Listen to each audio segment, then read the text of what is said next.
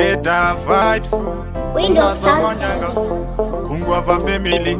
yapindirwa nana Emily Love yonaka sechingwa che proton Eyendingi mukoshe kunoton Mwanari soft kunge cotton Anondita pop kunge bacon Ini naye derira na Samson Kwete zviya zvekunyepa unge passion Ndamuona ndeta paki se hoton Saka ndamuna matira Mwari kana tosokara munasikana uyo mumukombore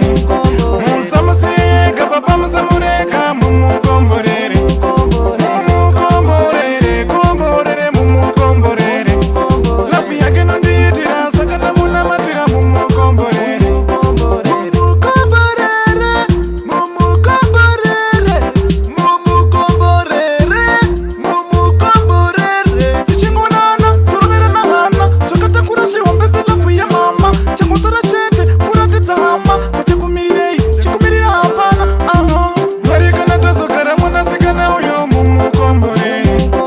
Musamusiyeka papa musamureka mumukomborere